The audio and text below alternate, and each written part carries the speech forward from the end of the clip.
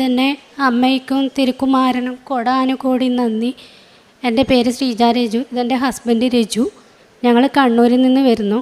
ഞാൻ 2022 11-ാം മാസമാണ് ആദ്യമായി ഉടമ്പടി എടുത്തത്.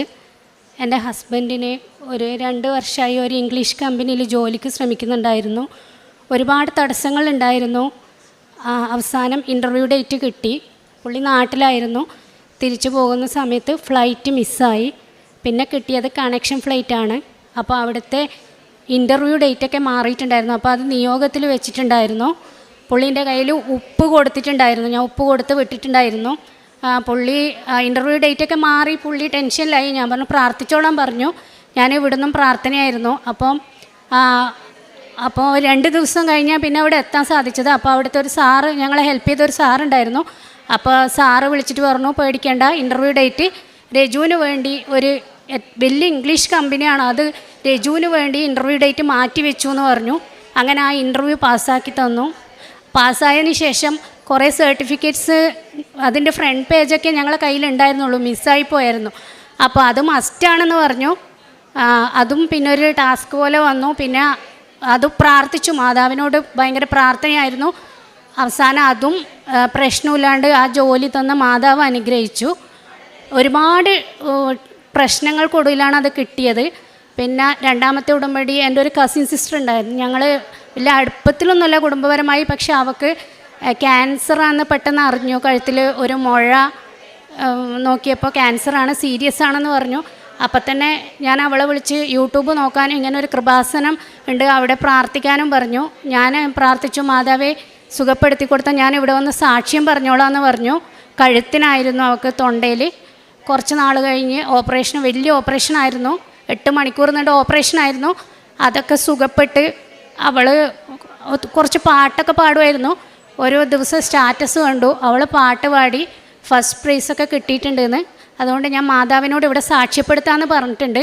പിന്നെ ഞങ്ങൾ ഇവിടെ ഫസ്റ്റ് ഉടമ്പടി എടുക്കാൻ വരുന്ന സമയത്ത് വീട് പണി തുടങ്ങിയിട്ട് കുറച്ച് പെൻഡിങ്ങിലായിരുന്നു. ലോണിൻ്റെ ഒരു ഇഷ്യൂ ഉണ്ടായിരുന്നു. ഇവിടെ വന്ന് ഞാൻ ഉടമ്പടി എടുത്ത് പുറത്തേക്ക് ഇറങ്ങിയപ്പോൾ ഹസ്ബൻഡിൻ്റെ കയ്യിലായിരുന്നു ഫോണ്. എന്നോട് പറഞ്ഞു ബാങ്ക് മാനേജർ വിളിക്കുന്നു എന്ന് പറഞ്ഞു. തിരിച്ച് ഞാൻ സാറെ വിളിച്ചപ്പോൾ സാറ് പറഞ്ഞു എന്തോ അത്ഭുതം നടന്നിട്ടുണ്ട്, ഇത്രയും പ്രശ്നങ്ങളുണ്ടായിരുന്ന നിൻ്റെ ലോണ് സാങ്ഷൻ ആയിട്ടുണ്ട് എന്ന് പറഞ്ഞു. അപ്പോൾ തന്നെ വീട് പണി ആരംഭിച്ചു. പിന്നെ അപ്പോൾ വീട്ടിൽ കൊണ്ടുപോയി മാതാവിൻ്റെ ഉപ്പ് എല്ലാതൊക്കെയും ഇട്ട് പ്രാർത്ഥിച്ചായിരുന്നു. ഞങ്ങൾ അക്രൈസ്തവരാണ്, പക്ഷേ ഞാൻ കർത്താവിൽ പണ്ട് തൊട്ടേ വിശ്വസിക്കുന്ന ഒരാളാണ്. ഞാൻ യൂട്യൂബിൽ നിന്നാണ് അമ്മേനെക്കുറിച്ച് 2018 അറിയുന്നത്. അപ്പം തൊട്ട് ഇവിടെ വരണമെന്ന് ഭയങ്കര ആഗ്രഹമായിരുന്നു. ഉടമ്പടീനെ കുറിച്ച് പറഞ്ഞപ്പോൾ ഉടമ്പടി എടുക്കാൻ ഒരുപാട് നിബന്ധനകളുണ്ട് എന്നൊക്കെ പറഞ്ഞപ്പോൾ ഞാൻ പറഞ്ഞു എന്നാൽ നമുക്ക് പോയിട്ടൊന്ന് പ്രാർത്ഥിച്ചിട്ട് വരാമെന്ന് പറഞ്ഞ് അങ്ങനെ ഞങ്ങൾ അവിടെ നിന്ന് വരുന്ന ബസ്സിൽ, ആലക്കോട് നിന്ന് വരുന്ന ബസ്സിൽ കയറിയപ്പോൾ ഉടമ്പടി എടുക്കാനൊന്നും എൻ്റെ പേര് കൊടുത്തിരുന്നില്ല. പക്ഷെ അവർ ഫസ്റ്റായി ഉടമ്പടി എടുക്കുന്നവരെ ലിസ്റ്റ് വായിച്ചപ്പം എൻ്റെ പേര് വന്നേക്കുന്നു. ഞാൻ ഹസ്ബൻഡിനോട് ചോദിച്ചു പിന്നെ നീ കൊടുത്തിന് ആ പേര്? അതെന്ന് പറഞ്ഞു ഇല്ല, കൊടുത്തിട്ടില്ല. അപ്പോൾ അത് മാതാവിൻ്റെ തീരുമാനമായിരിക്കും എന്ന് പറഞ്ഞു. അതുകൊണ്ട് നീ എടുക്കണം എന്ന് പറഞ്ഞു. അങ്ങനെ ഞാൻ ഉടമ്പടി എടുത്തു. അതിനുശേഷം ഇന്ന് വരെ ഞാൻ ഉടമ്പടി മുടക്കിയിട്ടില്ല.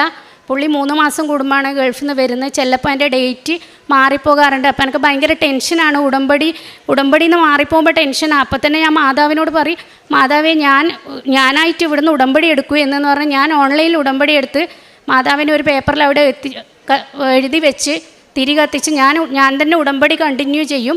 പിന്നെ ഹസ്ബൻഡ് വന്ന ഉടനെ ഇവിടെ വന്ന് പുതുക്കുകയും ചെയ്യും. പിന്നെ സുഗന്ധാഭിഷേകമൊക്കെ ഒത്തിരി ഉണ്ടായിട്ടുണ്ട്. ഒരുപാട് അനുഭവങ്ങളുണ്ട്. തികച്ചും പറഞ്ഞാലൊന്നും തീരില്ല. അന്ന് ഉടമ്പടി എടുത്ത് അന്ന് തൊട്ട് ഇന്ന് വരെ മിറാക്കിൾസ്, ഒത്തിരി മിറാക്കിൾസാണ്. പിന്നെ കിണറിൽ വെള്ളം, ഒരു ദിവസം വെള്ളം ഞങ്ങൾക്ക് ബോർവെല്ലായിരുന്നു, വെള്ളമില്ല എന്ന് പറഞ്ഞു വീട് പണീൻ്റെ സമയത്ത്. അപ്പം ഞാൻ പറഞ്ഞു പേടിക്കണ്ട. അതുപോലെ ഞാൻ ഉപ്പിട്ട് പ്രാർത്ഥിച്ചു. പിറ്റേ ദിവസം ഒരു ടാങ്കി വെള്ളം തന്നെ കിട്ടി. 1/4 ടാങ്കി പോലും കിട്ടുന്നുണ്ടായിരുന്നില്ല, കലക്ക് വെള്ളമായിരുന്നു. അന്നും ഉപ്പിട്ട് പ്രാർത്ഥിച്ചു, മാതാവേ ഇത് തെളിനീരാക്കി തരണേന്ന് പറഞ്ഞു. പിറ്റേന്ന് വൈകുന്നേരം പോയപ്പോൾ തന്നെ വെള്ളം നല്ല മുത്ത് പോലുള്ള വെള്ളം തന്ന് അനുഗ്രഹിച്ചു മാതാവ്. ലോണിൻ്റെ ഗഡുക്കൾ ചില സമയത്ത് കിട്ടാൻ ബുദ്ധിമുട്ടുണ്ടാവാറുണ്ട്. അപ്പം ഞാൻ മാതാവിനോട് പറയും, ഞാൻ കർത്താവിനും മാതാവിനും വാക്ക് കൊടുത്തിട്ടുണ്ടായിരുന്നു, ഞാനൊരു ഭവനം പണിയുമ്പോൾ അവിടെ കർത്താവിനായി ഒരു വലിയ റൂം ഞാൻ പണിയും പറഞ്ഞിട്ടുണ്ടായിരുന്നു. അപ്പം കർത്താവിനായി വലിയൊരു റൂമും ഉണ്ട്. ഞാൻ കർത്താവിനെ തന്നെയാണ് പൂജാമുറിയിൽ അവിടെ പ്രതിഷ്ഠിക്കാൻ വിചാരിക്കുന്നത്. കാരണം ആരെങ്കിലും ചോദിച്ചാൽ എനിക്ക് എല്ലാവരോടും പറയാൻ വേണ്ടിയിട്ടാണ്. കർത്താവാണ് മാതാവാണ് എനിക്ക് ഈ വീട് തന്നത്. അതുകൊണ്ട് കർത്താവിൻ്റെ പേരിൽ തന്നെ ആ വീട് അറിയപ്പെടണം, മാതാവിൻ്റെ പേരിൽ. അതാണ് എൻ്റെ ആഗ്രഹം. പിന്നെ എല്ലാവർക്കും വേണ്ടി പ്രാർത്ഥനാ സഹായം എന്നോട് പണ്ടേ ചോദിക്കാറുണ്ട്.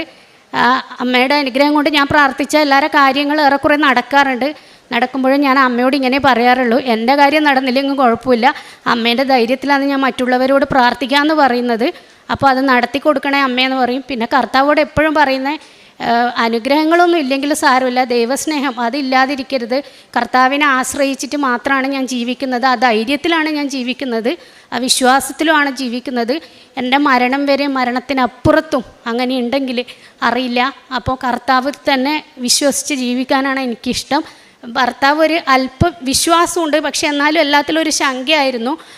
അയ്യോ അത് നടക്കുമോ ഇത് നടക്കുമോ, ആ ഗൾഫിലെ ആ ജോലീൻ്റെ പ്രശ്നം വന്ന് ഇത്രയും ടാസ്കുകൾ വന്ന് ജോലി കിട്ടിയതിൽ പിന്നെ പുള്ളിക്കാരൻ ഭയങ്കര കോൺഫിഡൻ്റ്.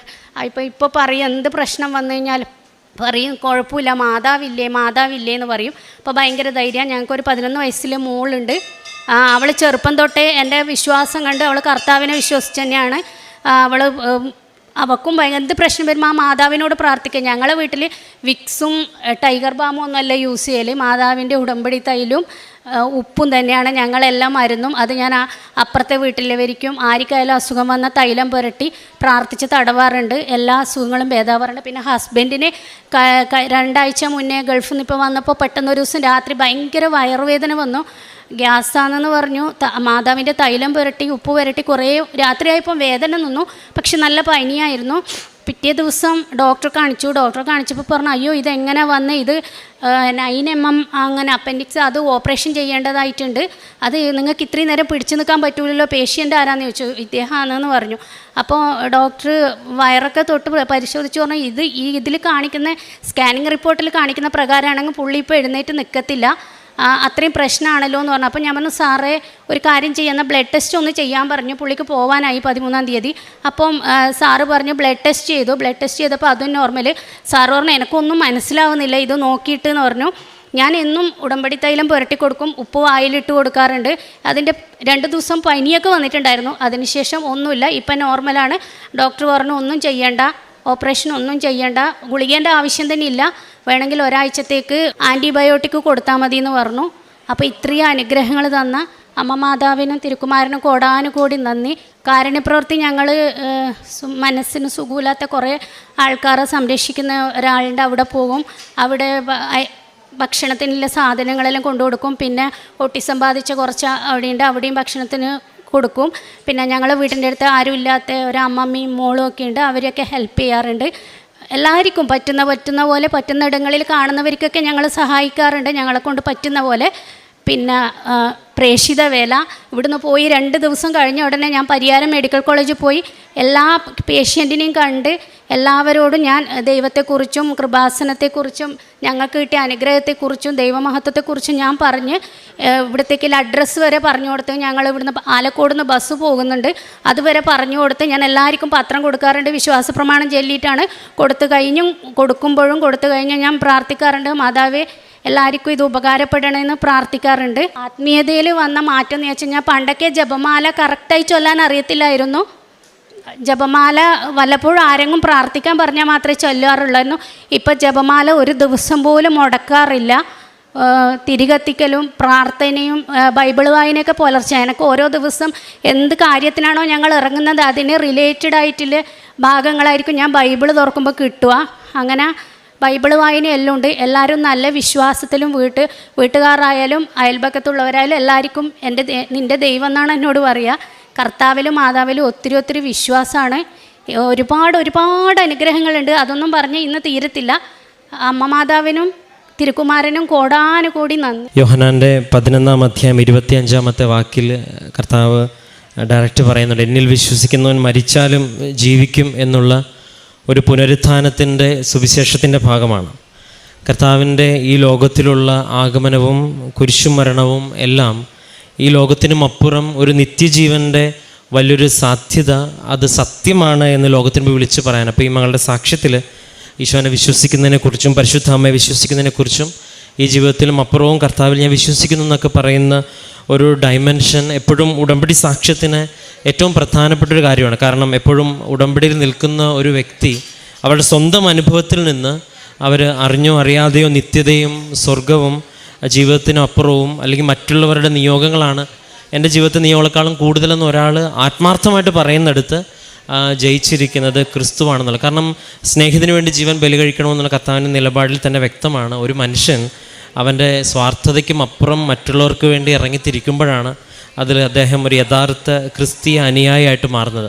അങ്ങനെ നോക്കുമ്പോൾ ഈ ഉടമ്പടിയിൽ പരിശുദ്ധ അമ്മ ഒരുപാട് പേരെ, ഒരു പക്ഷേ ഔദ്യോഗികമായ സഭയിൽ ഉൾപ്പെടാത്ത എന്നാൽ ക്രിസ്തുവിൻ്റെ വലിയ സാക്ഷ്യങ്ങൾ പറയുന്ന പരിശുദ്ധ അമ്മയെക്കുറിച്ച് പറയുന്ന, ജപമാലയെക്കുറിച്ചും ഒരുപക്ഷെ വിശുദ്ധ കുർബാനയെക്കുറിച്ച് പോലും ബോധ്യമുള്ള ഒരുപാട് പേരെ ഈ അൾത്താരയിൽ കൊണ്ടുവരുവാനായിട്ട് ദൈവം ഇടവരുത്തുന്നുണ്ട്. അപ്പോൾ അതിലൂടെ ദൈവം ആഗ്രഹിക്കുന്നത്, നമ്മളെപ്പോഴും വചനത്തിൽ പറയാനുണ്ട്, കർത്താവിൽ നീ വിശ്വസിക്കുക, നിങ്ങൾ രക്ഷ പ്രാപിക്കും എന്നുള്ളൊരു വചനത്തിൻ്റെ ഒരു അഭിഷേകം ഈ ഒരു സാക്ഷ്യത്തിലുണ്ട്. ഈ മകൾക്ക് വ്യക്തിപരമായിട്ട് ലഭിച്ച അനുഭവങ്ങൾ മാറ്റി നിർത്തുമ്പോഴും ഒരുപാട് മറ്റുള്ള അനുഭവങ്ങളും പറയുന്നുണ്ട് ജീവിത പങ്കാളി. ഇപ്പോൾ നമ്മളെ സംബന്ധിച്ചുള്ള വലിയ സന്തോഷത്തിൻ്റെ കാരണമാണ്. കാരണം ഒരാളാണ് ഉടമ്പടി എടുത്ത് പോകുന്നതെങ്കിലും തിരികെ വരുമ്പോൾ ഒരു കുടുംബമായിട്ടും അല്ലെങ്കിൽ ഒരുപാട് വിശ്വാസത്തിൻ്റെ വലിയ അനുഭവങ്ങളുമായിട്ടാണ് പരിശുദ്ധ അമ്മ ഇവിടെ കൊണ്ടുവരുന്നത്. അപ്പോൾ അമ്മ അത്രത്തോളം ഗൗരവമായിട്ട് ഈ തൻ്റെ മകനെ അല്ലെങ്കിൽ ക്രിസ്തുവിനെ ഒരു വ്യക്തി അനുഭവിക്കുവാനായിട്ട് ശരിക്കും ആഗ്രഹിക്കുന്നുണ്ടെങ്കിൽ അമ്മ മാതാവ് അവർക്ക് എന്താണ് ചോദിക്കുന്നത് എന്തും നൽകും എന്നതിനപ്പുറം സാന്നിധ്യം നൽകും എന്നുള്ളതാണ്. അല്ലെങ്കിൽ മാതാവ് കൂടെ ഉണ്ടെന്നുള്ളൊരു ഉറപ്പ് അത് അനുഭവിക്കാനായിട്ട് ഉടമ്പടിയിലെ ഈ വസ്തുക്കൾ ഒരുപാട് സഹായകമാകുന്നുണ്ട്. ഇപ്പം ഇദ്ദേഹം സാക്ഷ്യം പറയുന്നതിനിടയ്ക്ക് പറയുന്നുണ്ട്, വീട്ടിലെ വിക്സിനും അമൃതാഞ്ജനും പകരം ഞങ്ങൾ ഇത് ഉപയോഗിക്കുന്നത് പറയുമ്പോൾ അതിനർത്ഥം അതിന് ഔഷധമില്ലെന്നോ ഇതിന് അങ്ങനെയല്ല. അത് പറയുന്നത് എനിക്കൊരു ജീവിതത്തിലൊരു ചെറിയൊരു ബുദ്ധിമുട്ടുണ്ടാകുമ്പോൾ ഞാൻ കൂടുതൽ ദൈവത്തിൽ ആശ്രയിക്കുന്നു എന്ന് പറയുന്ന വിശ്വാസം പ്രഖ്യാപനവും, രണ്ടാമത്തത് ആശ്രയിച്ച് ഞാനത് ഉപയോഗിക്കുമ്പോൾ അതിന് എല്ലാ സാക്ഷ്യങ്ങളിലും അനുഭവങ്ങൾ പറയുന്നുണ്ട്. അപ്പം അത്രത്തോളം ദൈവം ഇവരുടെ ഉടമ്പടിയെ ആദരിക്കുന്നു, അല്ല അവർ പ്രാർത്ഥനയിൽ അവർക്ക് അനുഭവം ലഭിക്കുന്നു. അതിന് ഒരുപാട് അനുഭവങ്ങളുണ്ട്. ഇന്ന് അവസാനം നിർത്തിയപ്പോഴും പറഞ്ഞാൽ തീരാത്തത്ര ചെറുതും വലുതും. ഇപ്പോൾ ഇവിടെ പറഞ്ഞത് വളരെ ചുരുങ്ങിയ 1, 2, 3 അനുഭവങ്ങളാണ്. അപ്പം ഇങ്ങനെ ഒരുപാട് കുടുംബങ്ങളെ ഈ അൾത്താരയിൽ ദൈവം എത്തിക്കുന്നതിനോർത്തും ഇത്തരമുള്ള സാക്ഷ്യങ്ങൾ നമ്മൾ കേൾക്കുമ്പോൾ നമുക്കും ജപമാലയോടും ഉടമ്പടിയുടെ നേർച്ച വസ്തുക്കളോടും നമ്മൾ വിശ്വാസത്തോടെ നിലകൊള്ളുമ്പോൾ ദൈവം അത് ഉപയോഗിക്കുമെന്ന് ഓരോ സാക്ഷ്യങ്ങൾ ആവർത്തിച്ച് പറയുന്നു. ഈ സാക്ഷ്യം നമ്മളെ സഹായിക്കട്ടെ. ഏറെ പ്രത്യേകിച്ച് പരിശുദ്ധ അമ്മയുടെ മധ്യസ്ഥതയിൽ ഈ കുടുംബത്തിന് ലഭിച്ച എല്ലാ അനുഭവങ്ങളും, അതിനേക്കാളും ഏറെ പ്രത്യേകിച്ചുമായിട്ട് ലഭിച്ച കർത്താവെന്ന ഒരു വ്യക്തിയിലേക്ക്, അനുഭവത്തിലേക്ക് ലഭിച്ച എല്ലാ അനുഭവത്തിനും വിശ്വാസത്തിൻ്റെ വളർച്ചയെല്ലാം പ്രതി നമുക്ക് കരങ്ങളടിച്ച് ദൈവത്തിൻ്റെ നാമം മഹത്വപ്പെടുത്തും.